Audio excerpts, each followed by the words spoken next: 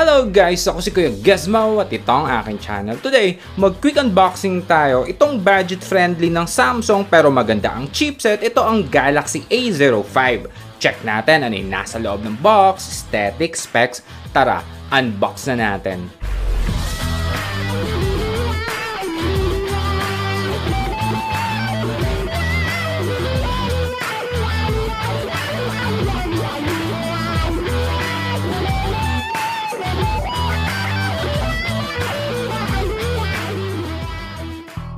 Dito sa manipis na box itong warranty card at quick start guide. Itong Type-C to Type-C cable.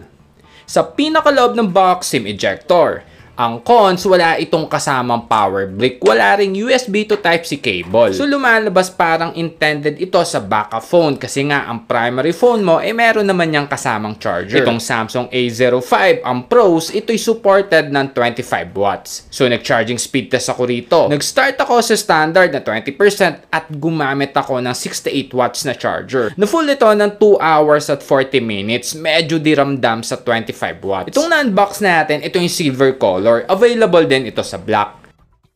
Ganito ang appearance ng texture sa indoor. Yung back panel design, glossy finish na meron kang makikitang vertical lines pag ititilt mo. Ako, nagagandahan ako dito.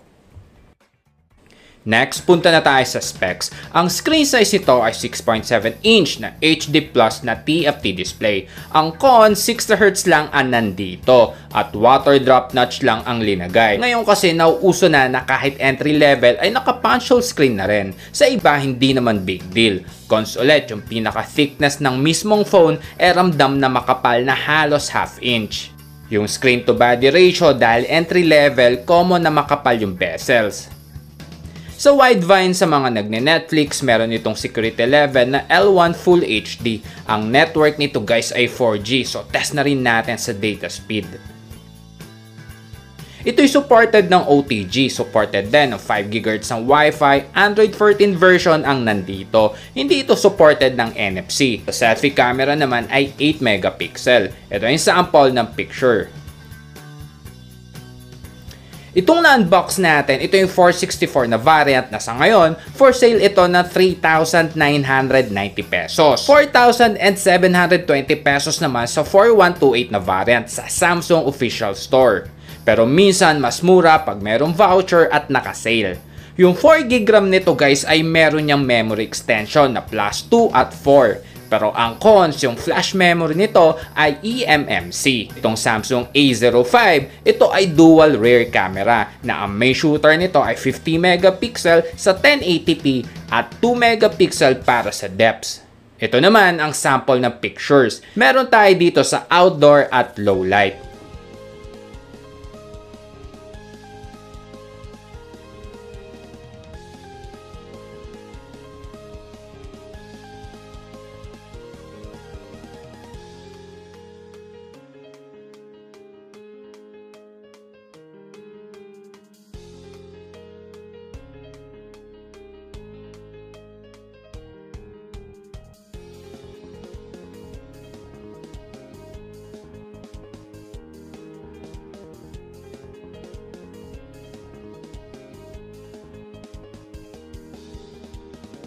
So video settings ang meron dito ay 720 at 1080p na meron lang 30 fps. Wala nang iba. Nag-check din ako ng video stabilization.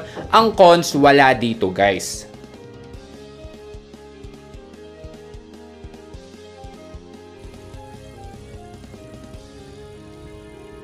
Ito yung sample na smartphone na meron stabilization para may comparison lang tayo.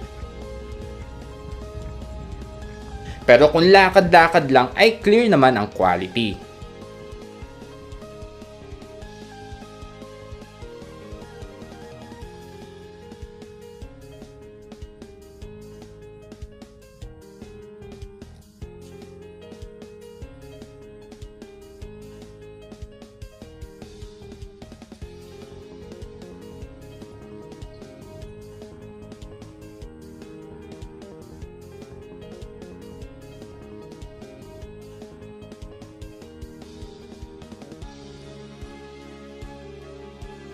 Ang video zoom at photo ay pareho hanggang 10 times.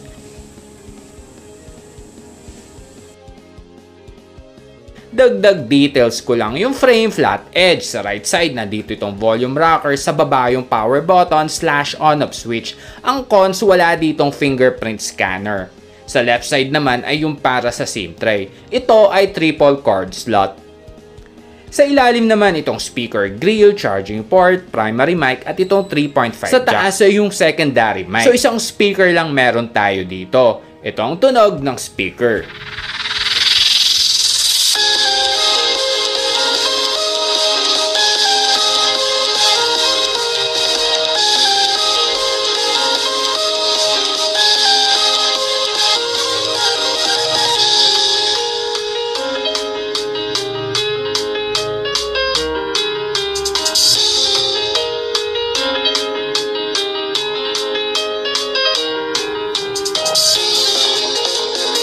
Sa tunog, medyo matreble na common lang talaga sa mga ganitong presyo. Ang chipset nito ay Helio G85 na octa-core na ang performance score ay... So nag-game test ako dito, brief ko na lang para hindi sobrang mahaba. Pero meron akong full video ng game test, linagay ko sa link sa comment section. So nag-start ako sa phone temperature na 35.7. At nag-check rin ako ng ilang percent ng battery bago ang game. After ng game test mamaya, check ulit natin ilang percent ang natira sa battery at phone temperature kung uminit ba. Ang goal natin dito para ma-check natin kung playable ba or kung malag ito sa mga game apps na ititest natin.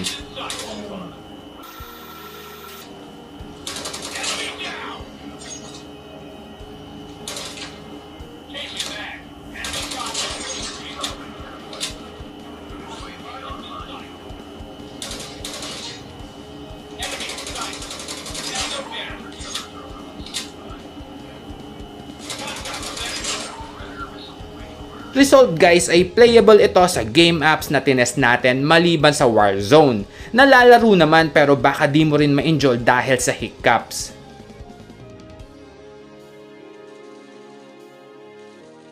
So after 53 minutes ng paglalaro, nabawasan yung battery ng 10% at ramdam yung init sa 41.4. Conclusion, kung Samsung fan ka, malaki ang linevel up nito kung entry level ang usapan. Kasi naka Helio G85, 50 megapixel sa camera at magagamit mo talaga ng maayos kasi nga maganda ang chipset. May mga features lang na nawala tulad ng 90Hz, walang fingerprint scanner, sa accessories, walang charger, walang case. So kung ito total mo, kaya naging 4K lang. Pero still di pa rin masama dahil nga Samsung brand ito. Tingin ko sa future, mas maglalabas sila ng mga mas sulit na entry-level phones.